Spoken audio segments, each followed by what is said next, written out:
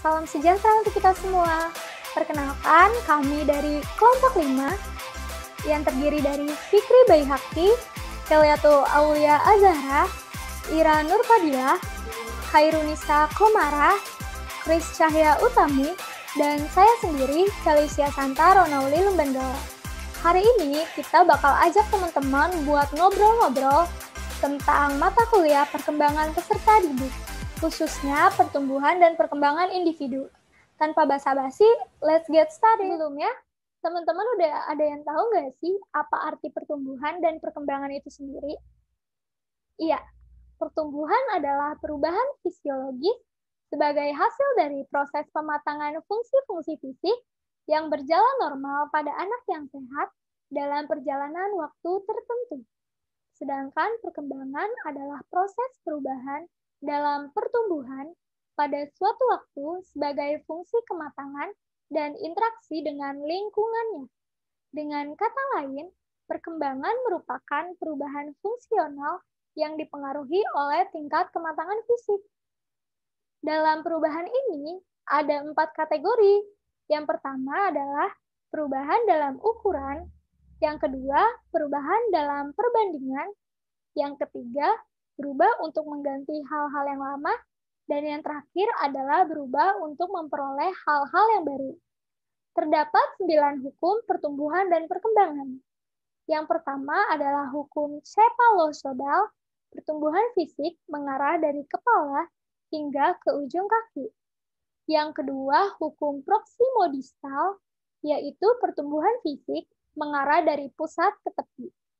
Yang ketiga, hukum tempo perkembangan. Kelangsungan perkembangan individu tidak sama antara individu satu dengan yang lainnya. Yang keempat, ada hukum rekapitulasi, yaitu perkembangan psikis individu merupakan pengulangan dari nenek moyang suatu bangsa. Yang kelima, ada hukum masa peka, yaitu dalam perkembangan anak terdapat suatu masa yang sangat tepat bagi suatu fungsi untuk berkembang dengan baik. Yang keenam ada hukum Trotzelter atau masa menentang, di mana bahwa perkembangan individu tidak selalu berlangsung dengan tenang dan teratur. Yang ketujuh ada hukum eksploratif, yaitu perkembangan individu merupakan suatu proses yang berlangsung sebagai suatu eksplorasi dan penemuan individu yang bersangkutan. Yang kedelapan ada hukum pertahanan diri, yaitu pola perilaku untuk mengatasi stimulus yang tidak menyenangkan. Tiap tahan perkembangan, pertahanan diri berbeda-beda.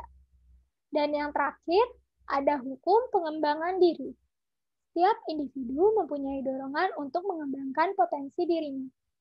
Sekian penjelasan dari saya, penjelasan selanjutnya akan dijelaskan oleh rekan saya. Hari ini saya akan menjelaskan tentang prinsip perkembangan Hurlok 1. Yang pertama, perkembangan melibatkan adanya perubahan. Perkembangan awal lebih kritis dibandingkan perkembangan selanjutnya. Yang ketiga, perkembangan merupakan hasil proses kematangan dan belajar. Yang keempat, pola perkembangan dapat diramalkan. Lalu yang kelima, karakter perkembangan dapat diramalkan. Lalu ada prinsip perkembangan Hurlok 2. Yang pertama, dalam perkembangan ditemui perbedaan individu. Lalu, setiap periode perkembangan mengandung harapan sosial. Lalu yang ketiga, setiap periode perkembangan mengandung bahaya sosial. Yang keempat, kebahagiaan bervariasi pada setiap fase perkembangan. Lalu ada macam-macam usia. Macam-macam usia dibagi menjadi 4. Yang pertama, usia kronologis, yaitu usia yang dihitung dari manusia sejak lahir sampai tanggal saat ini. Lalu yang kedua ada usia mental, dilihat dari sejauh mana kematangan mental. Yang ketiga ada usia biologis, dilihat dari sejauh mana kematangan biologis dari individu. Yang keempat usia sosial, dilihat dari kematangan dan status sosial individu, misalnya status pernikahan maupun bekerja. Lalu ada masa perkembangan. Yang pertama, masa bayi sampai kanak-kanak yang dimulai dari 0 sampai 5 tahun. Lalu ada masa kanak-kanak akhir yang dimulai dari umur 6 tahun sampai 12 tahun. Lalu ada masa remaja yang dimulai pada 13 tahun sampai 21 tahun. Dan ada masa dewasa awal yang dimulai pada 22 tahun sampai 40 tahun. Lalu ada masa setengah baya yang dimulai pada umur 41 tahun sampai 61 tahun. Nah, lalu ada masa lanjut usia di mana dimulai dari 60 tahun ke atas. Sekian, terima kasih. Tahapan masa perkembangan remaja. Yang pertama itu ada Hukum Undang-Undang Nomor 1 Tahun 1979 tentang perkawinan. Jadi itu wanita telah mencapai 16 tahun dan pria juga harus mencapai 19 tahun. Lalu yang kedua ada perkembangan fisik dan juga munculnya tanda seksual atau mandiri secara ekonomi dan juga sosial. Definisi remaja. Jadi, di sini definisi remaja itu pertumbuhan yang sangat pesat dan mulai berfungsinya kelenjar hormonal dan juga merupakan masa mencari identitas diri. Ya, selanjutnya ciri-ciri masa remaja. Ciri-ciri masa remaja dibagi menjadi dua. Ciri-ciri masa remaja bagian umumnya, yang pertama, perkembangan kognitif remaja meningkat pesat sehingga terkesan remaja mempunyai pemikiran yang kritis. Yang kedua, remaja mempunyai rasa ingin tahu yang besar.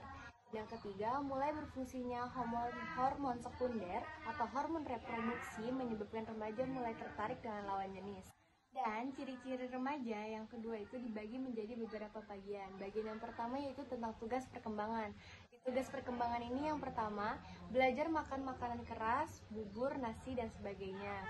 Belajar berbicara, belajar mengeluarkan buangan tubuh, belajar membedakan jenis kelamin, mencapai kematangan untuk memasuki dunia formal khususnya sekolah, belajar mengadakan hubungan emosional dengan keluarga dan orang terdekat, belajar memberikan perilaku benar dan salah satu mengembangkan. Masa bayi dan kanak-kanak. 1. Belajar keterampilan fisik yang diperlukan untuk lari atau melompat. Kedua, membina sikap positif pada diri sendiri. Ketiga, bergaul dengan teman sebaya sesuai dengan etika moral yang berlaku di masyarakat. Keempat, belajar memainkan peran sesuai dengan jenis kelaminnya. Kelima, mengembangkan keterampilan membaca, menulis, dan berhitung. Keenam, mengembangkan konsep yang diperlukan dalam kehidupan sehari-hari. Ketujuh, mengembangkan kata hati, moral, dan sikap yang sering dengan keyakinan dan kebudayaan masyarakat. Masa kanak-kanak akhir sampai dengan SD, mencapai peranan sosial dalam masyarakat sesuai dengan jenis kelamin dan tuntutan hak kultural. Menerima keadaan fisik sebagai pria dan wanita dan menggunakan secara efektif sesuai dengan jenis kelaminnya. Mencapai keinginan pola perilaku tertentu dan bertanggung jawab pada lingkungan sosialnya. Melepaskan diri dari ketergantungan emosi dari orang tua atau orang dewasa lainnya. Mempersiapkan diri untuk mencapai karir tertentu. Mencapai kemandirian secara ekonomi.